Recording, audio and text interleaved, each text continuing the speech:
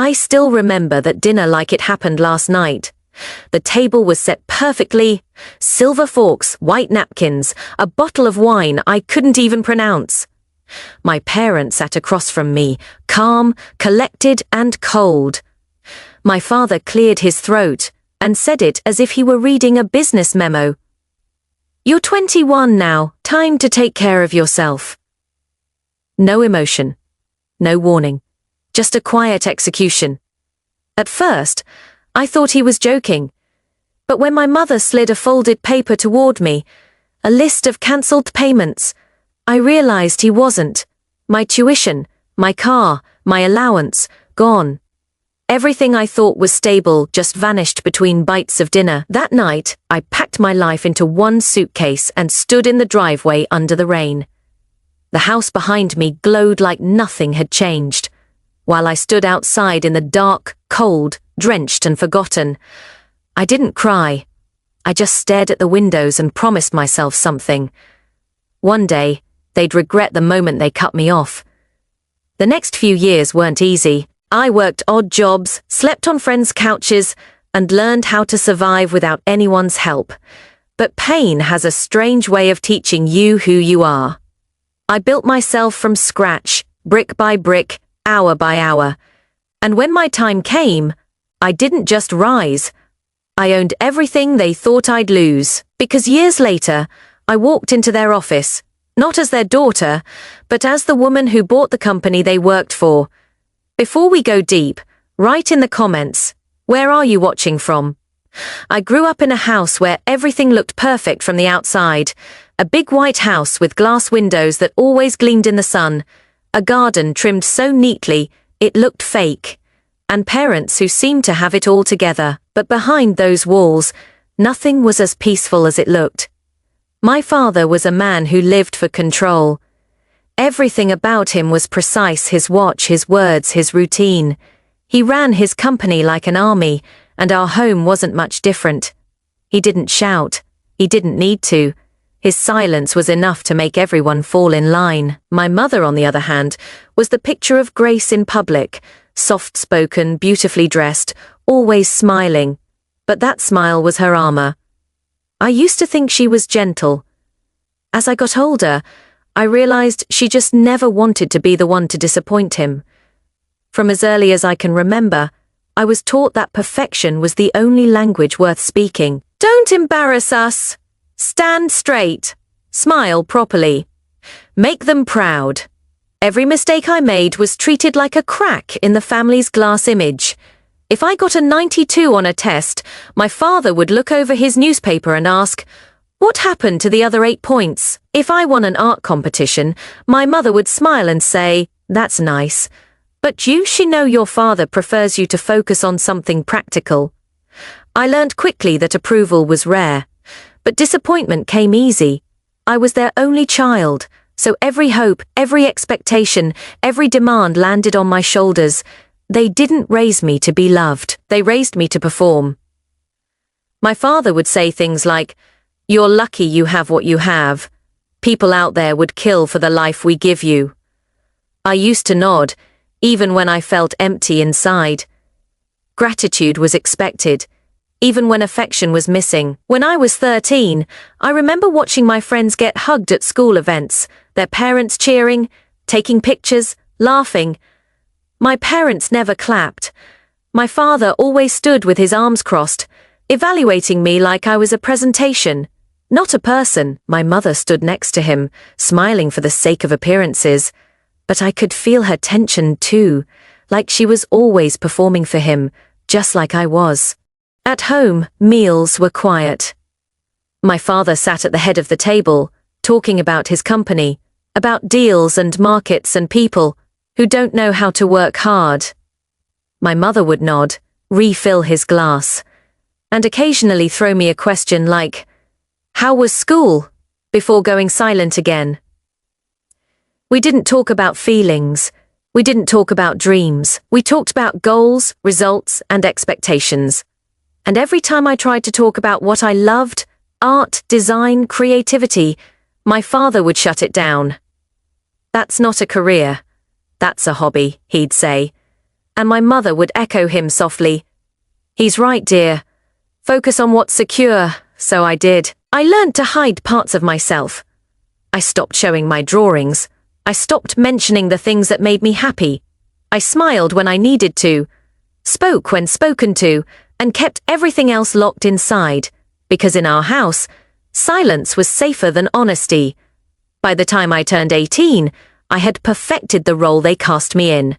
The polite, obedient daughter who did what was expected. I graduated top of my class, got into a good university, and studied business because my father said it would prepare me for real life. But deep down, I knew it wasn't my dream. It was theirs.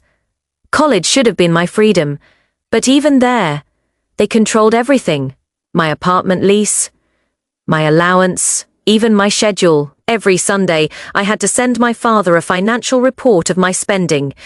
If I went out with friends, he'd call at midnight just to check in. If I didn't answer, I'd get a text from my mother. "Don't make him worry." That's how they worked. Guilt instead of guidance, control instead of care. Still, part of me kept hoping they'd change, that maybe one day they'd see me not as their project, but as their daughter. I thought that if I worked hard enough, made enough of them proud, they'd finally say the words I'd been waiting for all my life. "We're proud of you." But those words never came. Even as I achieved what they wanted, the distance between us grew. My mother became a shadow of herself, always quiet, always tired. My father became colder. Whenever he spoke, it was about money, image, or success. Never about me. I'll never forget the day I overheard him on the phone with a business partner. He said, "My daughter, she's soft, too emotional. I don't think she has the discipline to run anything serious." I stood by the doorway, frozen. That one sentence hit me harder than anything he'd ever said to my face. He didn't see me as weak, he saw me as disposable. That night, I went back to my dorm and cried for hours. But even through the tears, a thought settled quietly in the back of my mind. If they don't believe in me, I'll make sure one day they have to. From then on, everything changed. I stopped chasing their approval and started building something of my own, even if I didn't know what it was yet. When I came home for summer break before turning 21, I felt the tension the moment I walked through the door. The house felt colder, quieter, like it no longer belonged to me.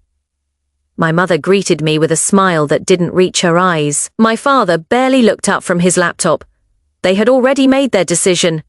I just didn't know it yet. A week later came that dinner, the one that would change everything. It wasn't an argument. It wasn't even emotional. It was business. They cut me off the same way my father would cut ties with an underperforming employee. Clean, efficient, final. I left that night with nothing, no plan, no safety net, no home. Just the realization that the people who were supposed to love me most were the ones who believed in me least. But what they didn't understand was that in taking away everything they thought gave me power, they gave me something far greater, the freedom to build myself without them. And that freedom, though terrifying, was the beginning of everything. The first morning after they cut me off, I woke up on a friend's couch with the sun in my face and an ache in my chest that felt like grief. Not the kind that comes from losing someone, but the kind that comes from realizing they were never really yours to begin with. I tried to tell myself I'd be fine, that maybe this was some twisted blessing in disguise, but deep down I was scared, really scared. I didn't have savings. My part-time job at the campus cafe barely covered food. My tuition was suspended. Every phone call I made to my parents went unanswered. And when my mother finally did pick up, she said softly, "Your father thinks it's best you figure things out on your own." And then she hung up. That silence was worse than any fight. For months, I lived in survival mode. I sold my clothes online, tutored younger students, and worked 2 jobs. The days blurred together, early mornings, double shifts, long walks home with aching feet, and an empty stomach. But slowly, something inside me started to shift. The fear didn't go away, but it began to turn into focus. One night, while cleaning tables at the cafe, I saw a girl wearing a necklace. Simple, silver, handmade. It wasn't expensive, but it was unique. I remember thinking, I could make something like that. I'd always loved design, sketching shapes, colors, patterns. It was the one thing my father used to dismiss as useless. So, after my shift, I went home, borrowed a few tools from a friend in art school, and started experimenting. The first pieces were rough. My fingers were covered in small cuts, my back ached from hunching over the desk. But for the first time in months, I felt something I hadn't felt in years. Peace. I posted my first pieces online. Nothing fancy, just photos on a small marketplace page. I didn't even use my real name. I was too embarrassed to fail publicly. At first, no one bought anything, but I kept making more. Learning, improving, eventually, one piece sold. Then 2, then 5. The first time someone left a 5-star review, I cried, not because of the money, but because it meant that something I made, something that came from me, mattered to someone. That feeling became addictive. I started spending every spare moment working on designs.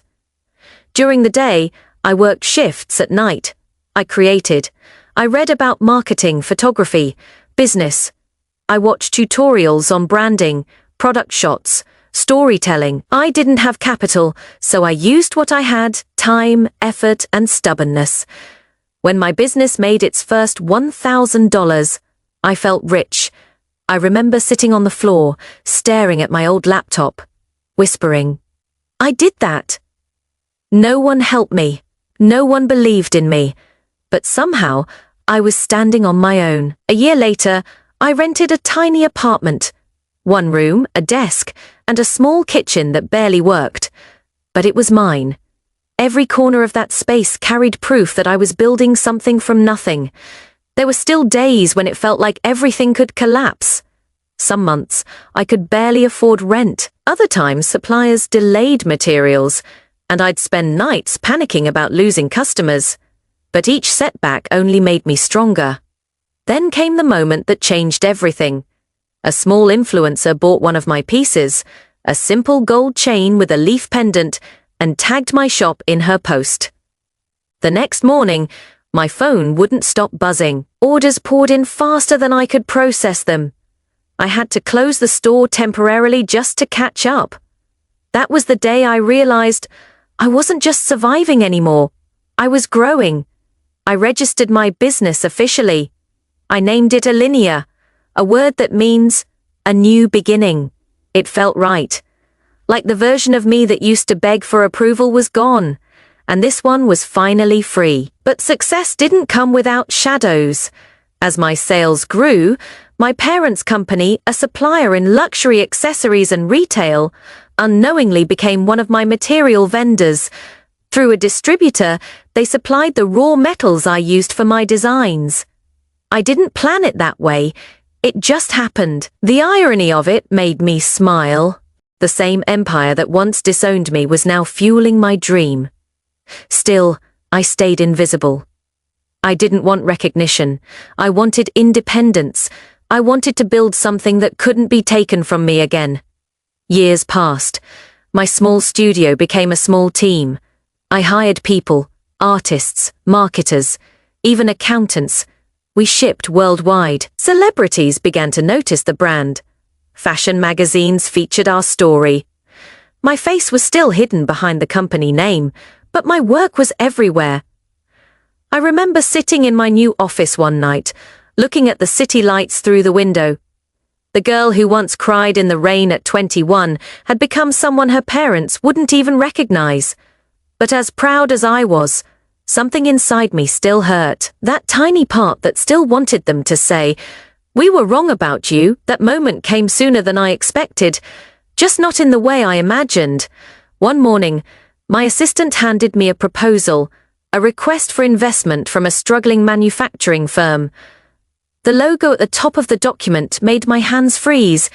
It was my father's company. Apparently, their revenue had been declining for years. Competition, bad decisions, outdated systems, all the things my father once bragged he'd never suffer from. And now, they were seeking outside investors. For a while, I just stared at the paper. I could have ignored it. I could have thrown it away and moved on. But something inside me said, "Number, this is your moment." I decided to meet them. The day I walked into their headquarters, I wore a white suit, simple, elegant, powerful. My heels clicked against the marble floors, and for the first time, I didn't feel small. The receptionist smiled, not realizing the irony of who she was welcoming. "Good morning, Miss Alinea," she said. My brand name had become my identity, and I preferred it that way. When I entered the boardroom, time froze. My father was sitting at the far end, grey at the temples, but still wearing that same expression of control. My mother sat beside him, quiet, her eyes soft but tired. Neither recognized me at first. It wasn't until I began speaking that my father's expression shifted. Confusion, shock, disbelief. All at once, he looked at me like he'd seen a ghost. I introduced myself calmly, presented the offer, and outlined the acquisition terms. No bitterness, no gloating, just business, the same way he once taught me, only now I was the one in charge. The silence in that room was heavier than any confrontation could have been. My father's hands trembled slightly as he read the papers. My mother's eyes filled with tears, but she said nothing. When the meeting ended, I stood, straightened my blazer, and smiled politely. "Thank you for your time," I said. "You'll hear from my legal team." As I walked out, my heart was pounding, not from anger, but from peace.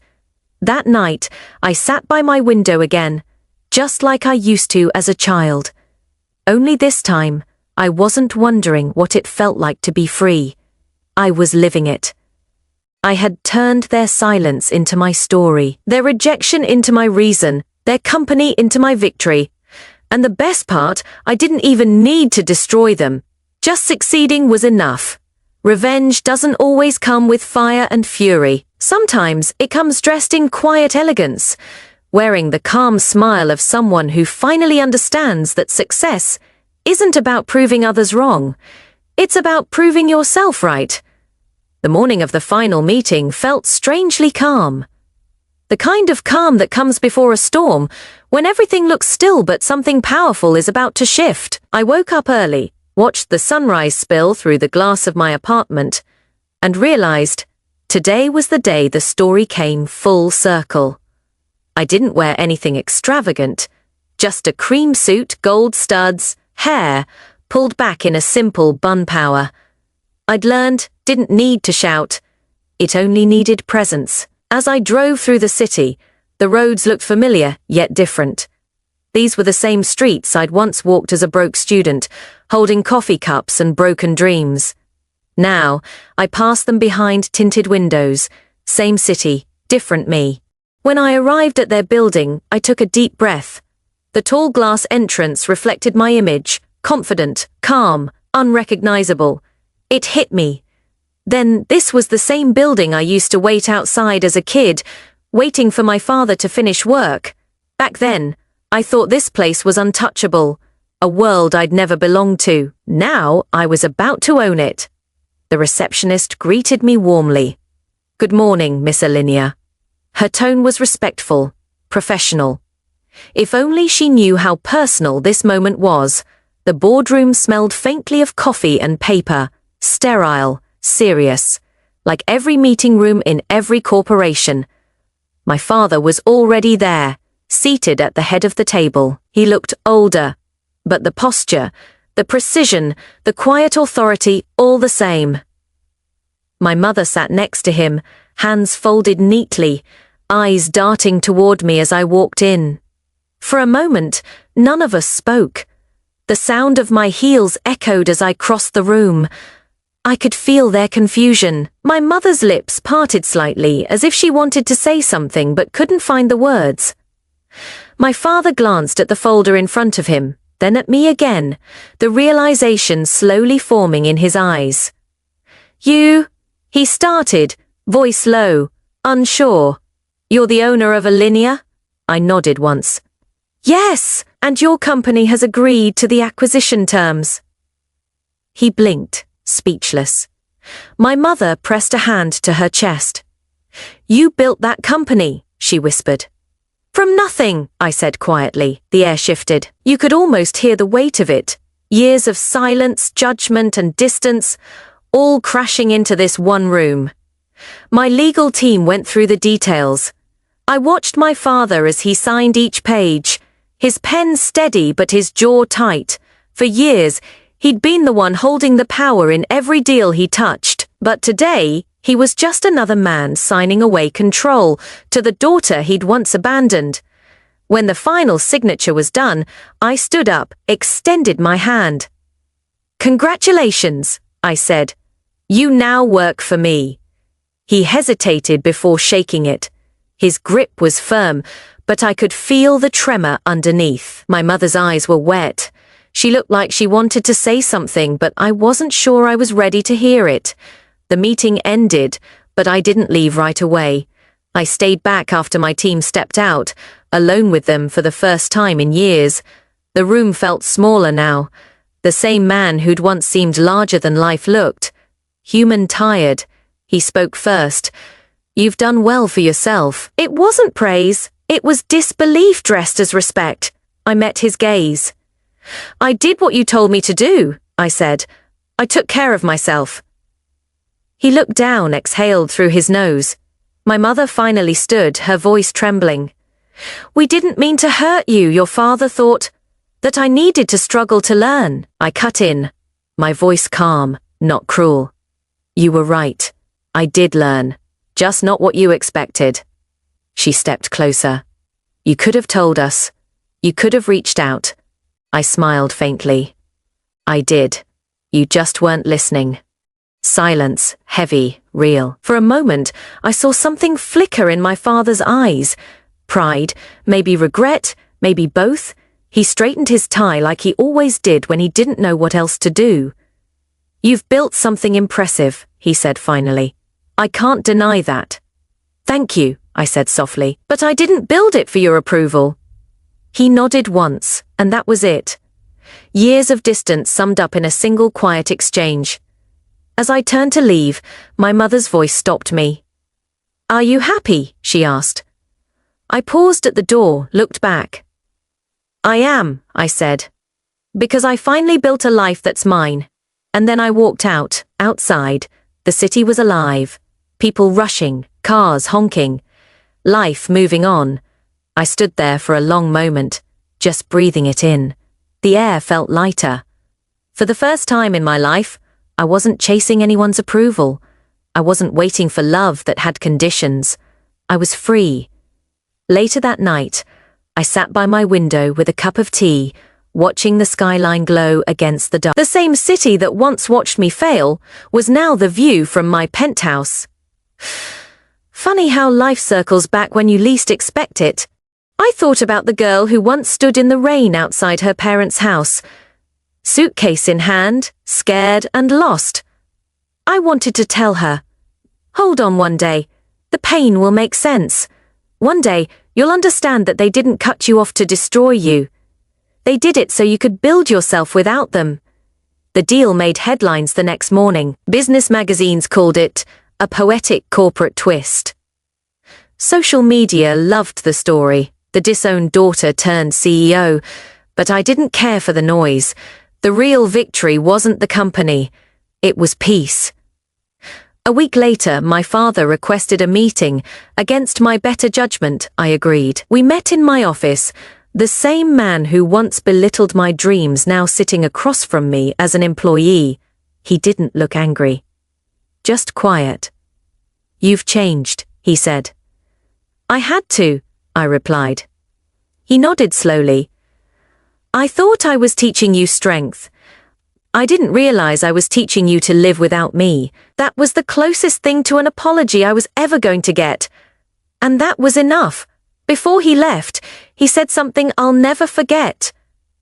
"For what it's worth, your mother always believed you'd make it. She just didn't think it would be without us." I watched him walk out of my office, smaller than I'd ever seen him. Not defeated, just humbled. That night, I looked at the contract framed on my wall.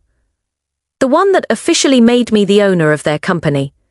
But I realized I didn't hang it there for revenge. I hung it there as a reminder. I didn't need to destroy them to win.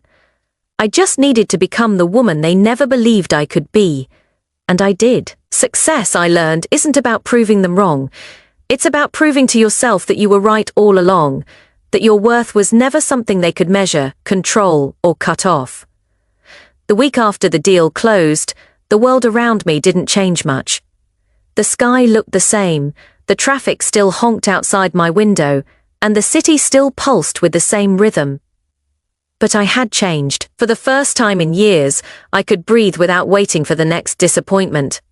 I could wake up without fear that someone would pull the rug out from under me. Success had always been this big, unreachable dream. Something shiny, I thought, would fill the holes my parents left behind. But once I had it, I realized it wasn't the money or the title that healed me. It was the process, every late night, every failure, every small win that reminded me I was capable. I used to think revenge meant watching them fall.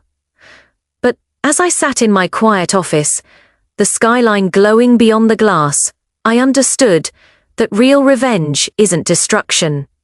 It's peace. It's waking up in the morning and knowing that no one's opinion controls your worth anymore. A few days later, I visited my mother. She had asked to see me, and though part of me hesitated, another part wanted to close that chapter properly. She greeted me at the door, smaller than I remembered. Time had softened her face, but not her eyes. Those same eyes that used to avoid mine when my father was in the room. The house felt colder, emptier, like all the control and perfection had finally cracked. She poured tea, her hands shaking slightly. For a moment we sat in silence. Then she said quietly, "You've done well, sweetheart." It was the first time she'd called me that in years. I didn't know how to respond. I just nodded. "I used to think your father was right," she said. "That making you stand on your own would toughen you. But I see now it only made you lonely." Her voice trembled, and for the first time, I saw not a cold woman, but someone who had lived her whole life afraid of losing approval too. I realized she wasn't just controlled by my father, she was shaped by him. We both were. "I forgive you," I said softly, and I meant it, because forgiveness wasn't for her. It was for me. It was the final key to letting go. She reached across the table, squeezed my hand, and for a second, it felt like the mother I'd always wished I had was right there. When I left her house that day, I didn't feel anger or sadness. I felt light. After that, I started to live differently. I stopped chasing noise. I stopped measuring my success through headlines and balance sheets. I started mentoring young women, girls who were told their dreams weren't practical, who'd been silenced by people too afraid to dream themselves. I told them everything I wish someone had told me. You are not too soft, you are not too emotional, you are not too late. Every time one of them succeeded, it felt like healing another piece of my younger self. Months later, my father retired quietly from the company.